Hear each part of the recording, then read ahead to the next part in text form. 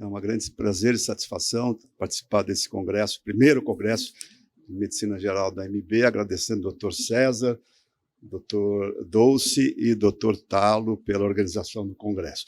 É um tema que eu acho que é bem apropriado para um congresso de medicina geral, porque a osteoporose envolve inúmeras especialidades dentro da medicina, né? Então, eu não tenho conflitos de interesse relacionados especificamente a esse tema, tá? O conceito da osteoporose é de uma doença osteometabólica, né? Uma doença metabólica, no caso, tá? E com uma diminuição da massa óssea, que hoje em dia é mensurada pela densitometria óssea, e pela deterioração da sua arquitetura, microarquitetura. E a consequência disso é uma fragilidade óssea e um aumento de suscetibilidade a fraturas. Então, a fratura está para a osteoporose como o AVC está para a hipertensão arterial, como o infarto do miocárdio está para a insuficiência coronariana. Então, o grande desfecho e o que a gente tem que evitar de qualquer forma são as fraturas por fragilidade. Já que a osteoporose doença em si, ela costuma ser silenciosa no seu início e isso dificulta algumas vezes o seu diagnóstico. E a classificação básica é a primária e a secundária, e a primária são duas grandes formas, a pós-menopausa e a senil.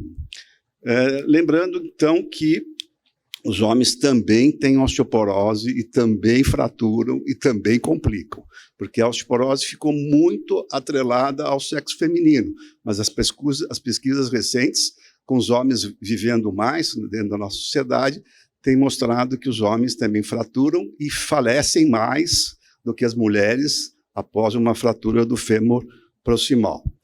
Essa classificação da perda de massa óssea, que a gente faz pela densitometria, ela classifica em normal, quando a pessoa perde apenas até 10% da sua massa óssea a partir do pico de massa óssea quando jovem, né?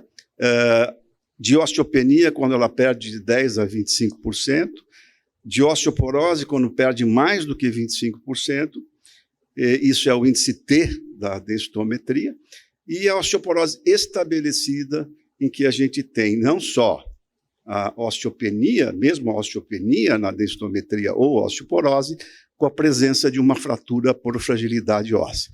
Então, vocês vejam só a importância da presença de uma fratura por fragilidade óssea para o diagnóstico de osteoporose, e nesse caso, estabelecida, tá? Então, ela é silenciosa, às vezes se inicia na peri ou na pós-menopausa, o aspecto genético é muito importante, o pico de massa óssea que se faz na fase de adulto jovem e que tem uma grande impulso, grande ganho na puberdade, a partir dele, é como se fosse uma caderneta de poupança. Se você tem muita massa óssea, você pode gastar para o resto da vida. Se você tem pouca, cuidado. E justamente a gente quer evitar essas deformidades na terceira idade não só as deformidades, como as temidas fraturas, né? Então, as principais são a do fêmur proximal, a do colo do fêmur ou subtrocantéricas, as fraturas vertebrais, que são as mais prevalentes, muitas delas assintomáticas. Importância, então, quando há uma dor aguda, solicitar-se um raio-x simples de perfil dorsal e lombar, que são os locais mais frequentes das fraturas vertebrais, e as fraturas do terço distal do rádio, que são mais precoces, mais nas mulheres e mais precoces. Aqui a gente verifica, então, justamente essa incidência anual de fraturas. A gente verifica, então, que nas mulheres, a partir dos 50, olhe só a curva da fratura vertebral, como ela aumenta bastante depois de 50 anos. A do fêmur é um pouco mais tardia, né? Mas também depois dos 60, olha como ela começa a aumentar. A do punho, como eu falei para vocês, é um pouco mais precoce, mas também se mantém ao longo do tempo. Já os homens, mais tardia, né? Porque a insuficiência androgênica, a deficiência androgênica é mais tardia no homem do que a mulher, está relacionado com isso. Então, o homem, a partir dos 60, que começa, mais até, né, 75, 80, que começa a aumentar as fraturas vertebrais. A do fêmur também, né, 75 anos para começar a aumentar bastante a fratura do fêmur, e a do punho com uma menor frequência, incidência, no caso. Fraturas vertebrais, torácicas ou lombares, muito prevalentes, quase nunca cirúrgicas, né? A própria vertebroplastia ou cifoplastia é muito discutida e cada vez menos feita no nosso meio. As fraturas do fêmur proximal são mais graves e quase sempre são cirúrgicas, só não são cirúrgicas quando o paciente não tem condições clínicas para se operar. Hoje em dia se faz minimamente invasivo, inclusive os tratamentos cirúrgicos das fraturas do fêmur proximal.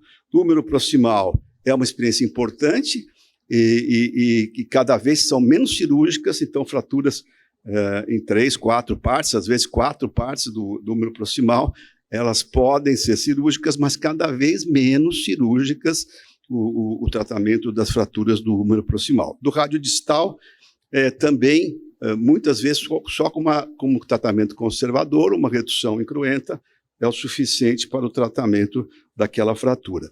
Na média, 1 em cada 3 mulheres acima dos 50 anos desenvolve osteoporose. Vejam o tamanho do problema.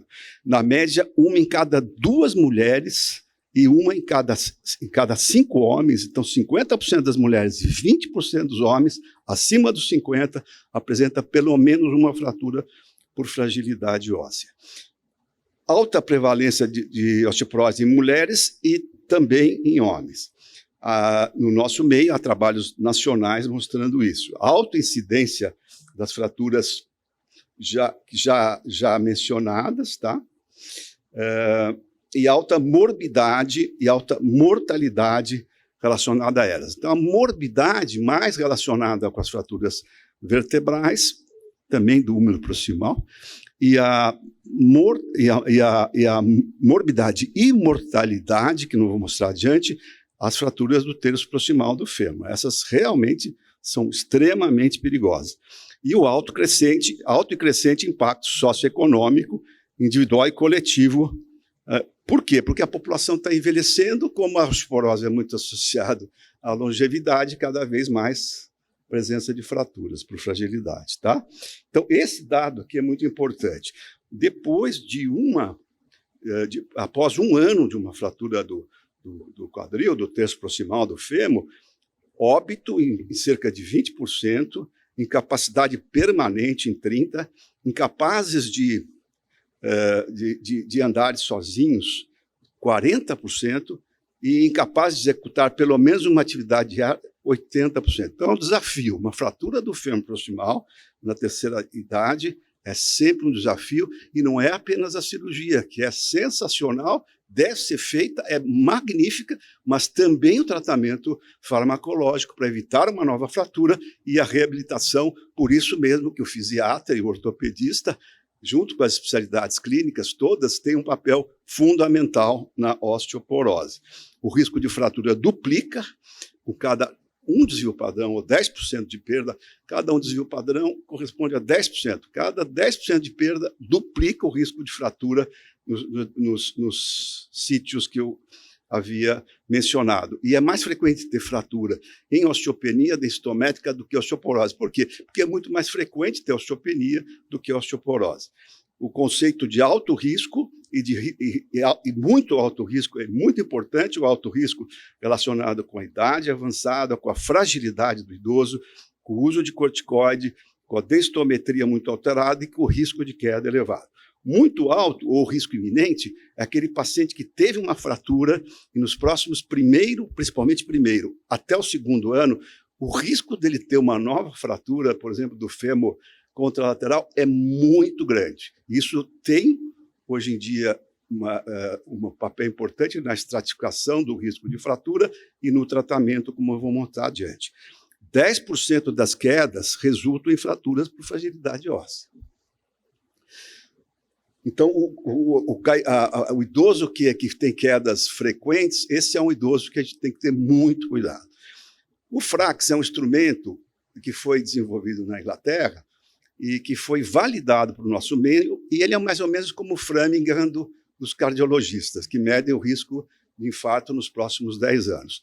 O Frax mede o risco de fratura nos próximos 10 anos.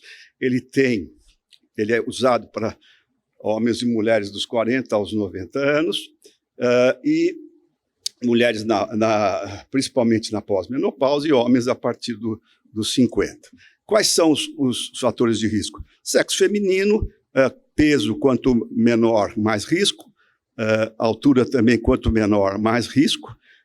Então, é uma das poucas doenças em que o peso maior, o índice de massa corpórea maior, protege dentro da medicina. Fratura prévia é importantíssimo, né? Excluindo-se as fraturas do crânio, mãos e pés, as fraturas de quadril nos pais, o tabagismo, o uso de glicocorticoide, artrite reumatoide. Há estudos também para incluir o diabetes também, né, nessa classificação, osteoporose secundária, principalmente no homem, mais frequente na mulher, o alcoolismo, 3 ou mais doses por dia, depende do tamanho da dose também, né? E a densidade mineral óssea do colo femoral. O Frax, depois que você faz é uma calculadora, vocês baixam Frax, né, Brasil, é uma calculadora. E aí ele dá um gráfico em que, se tiver a possibilidade se já tiver a densitometria, você já vai para a direita e ele fala, dependendo da idade do paciente, se você deve tratar ou não. Caiu no verde, não trata, caiu no vermelho, trata. Já na esquerda, se você não tem a densitometria, e é possível fazer o Frax sem a densitometria, essa é a grande vantagem, nos locais onde não há densitometria, tem essa coluna amarela do meio, em que ele fala que fica aí a coluna do meio, que seria interessante ter a densitometria para poder saber se você trata ou não trata. As medicações dependem muito do mecanismo de ação, e a gente tem, então, os proformadores, que agem nos osteoblastos, tá? E os antirreabsortivos, que agem no osteoclasto.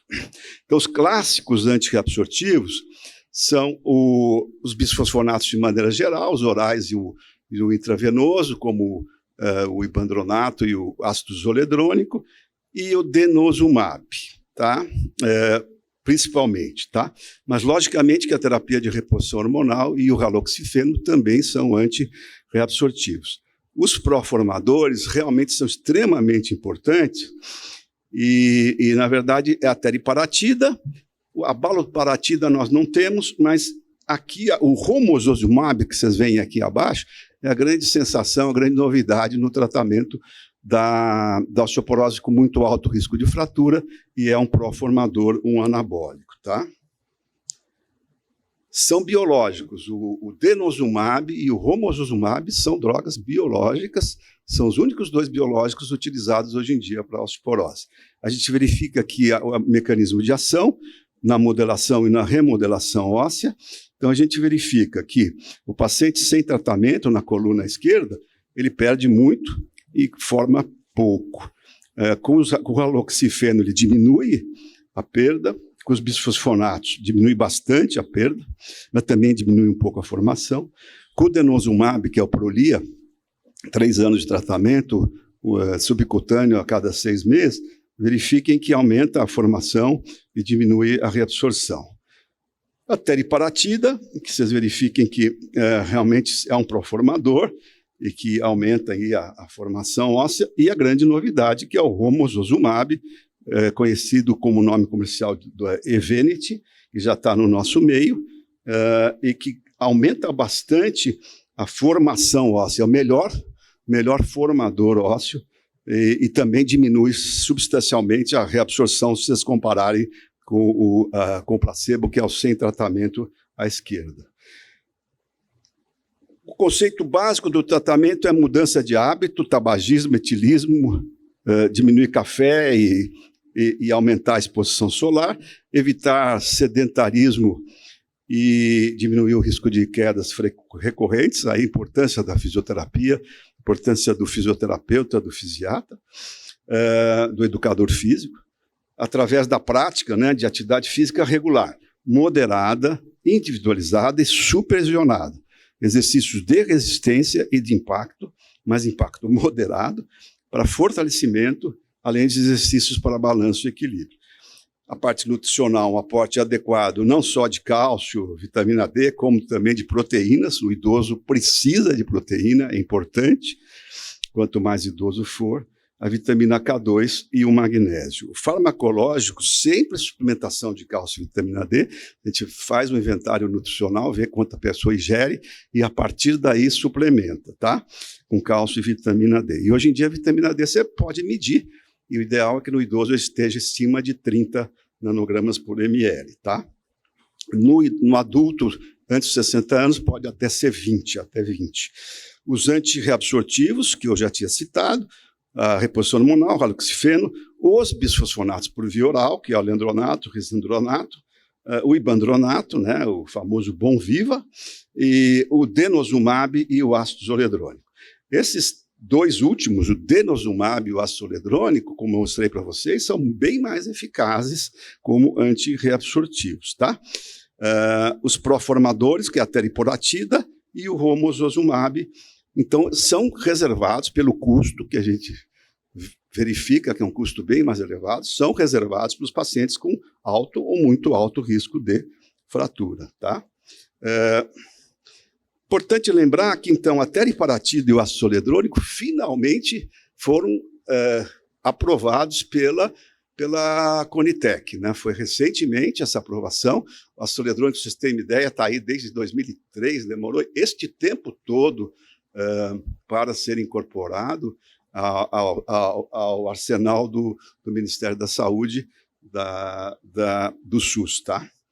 Então, isso provavelmente no começo do ano que vem vai poder fazer LME de ácido zoledrônico, normalmente 3 anos de tratamento, uma infusão anual, ou também a teriparatida subcutâneo diário por 2 anos, tá? Aqui, dos endocrinologistas, dos clínicos que fizeram como se fosse um algoritmo de tratamento, a gente verificando, então, que sempre avaliar a causa secundária, mais nos homens, tá?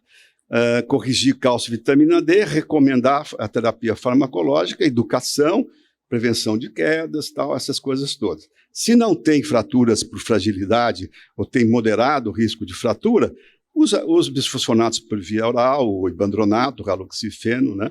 E aí você vai verificando como vai se comportando e, a partir daí, pode, então, passar para outros fármacos. Então, ganho de massa óssea, ausência de novas fraturas são resultados positivos. Lembrando que esses fármacos, nem o próprio Evenity, que é o romosozumab, consegue evitar 100% das fraturas, mas reduz em torno de 60% o risco de fratura, o que é extremamente bom, tá?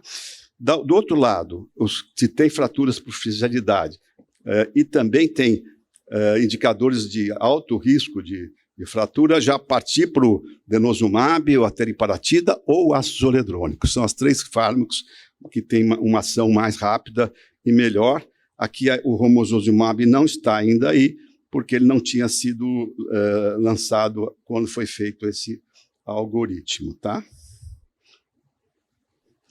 Ácido zoledrônico, como eu falei para vocês, uma infusão anual por 15 minutos.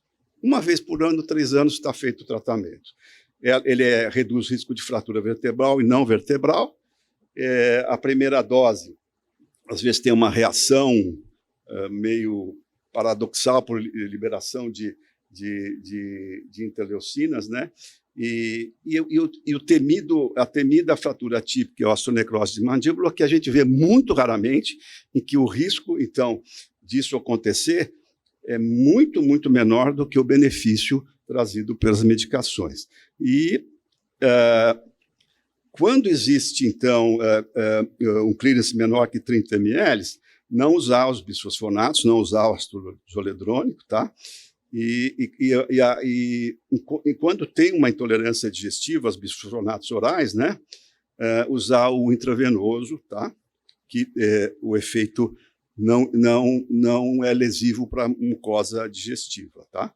O denosumab, como eu havia falado, durante 3 anos também, a cada 6 meses, subcutâneo, reduz fratura vertebral, não vertebral do quadril, efeito colateral, muito cuidado com o aporte de cálcio e, às vezes, uma reação no local da injeção. Fratura típica e osteonecrose também pode acontecer numa frequência menor que os bisfosfonatos e é aprovado pelo FDA e pode ser utilizado, isso é grande importância, em pacientes com clearance entre 15 e 30 ml, o denosumab pode ser aprovado, mas não foi aprovado pela Conitec. A Conitec barrou o denosumab recentemente no novo PCDT. Periparatida, sim, a Conitec incorporou, 2 anos de tratamento subcutâneo diário, e esses efeitos colaterais que são mais raros, e a indicação, então, aqui é em osteoporose grave. O que eles consideram grave? Um T-score menor que 3 e mais ou maior do que ou igual a 2 fraturas vertebrais.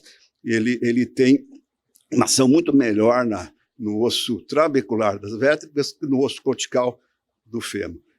O osso cortical do fêmur responde melhor, então, ao romosozumab e ao Evenit, tá?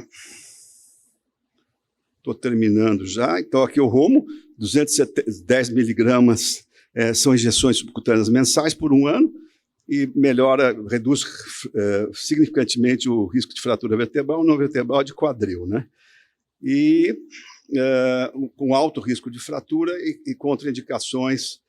Essa é uma contraindicação importante, né? Que se a pessoa teve um infarto ou um AVC no último ano, não se deve dar o romosozumab. Se tiver fatores cardiovasculares muito altos, se deve ponderar muito o uso dessa medicação. Então, fazendo um resumo, fratura vertebral. Já estou terminando. Fratura vertebral, a teriparatida é a melhor delas, a não vertebral, todas elas, e a de quadril, o romosozumab é o melhor, e evitar a teriparatida, tá? Lembrando que, então, que a gente introduziu esses 3 procedimentos na CBHPM, a reumatologia o fez. Hoje em dia existe codificado na CBHPM a terapia antirreabsortiva óssea por via intravenosa, que é o ácido hialurônico, antirreabsortiva óssea por via subcutânea, o denosumab, e proformadora ou anabólica óssea por via subcutânea, que é a teriparatida e o romosozumab. Já está na CBHPM e já está no TUS, na tabela unificada da saúde suplementar.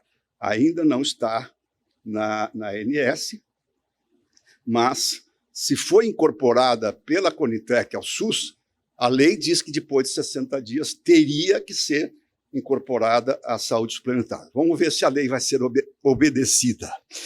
Concluindo, uma alta e crescente prevalência da osteoporose em mulheres e homens em nosso meio, uma alta e crescente incidência de fraturas vertebrais, não vertebrais e femorais, uma importância do reconhecimento dos conceitos da estratificação de risco das fraturas, importância do início precoce dos fármacos, né, nos pacientes com osteoporose com alto e muito alto risco, e a importância do reconhecimento da custo-efetividade desses fármacos em nosso meio, bem como a introdução dos mesmos no mercado público e privado. Muito obrigado, estou à disposição aí para a gente conversar. Obrigado.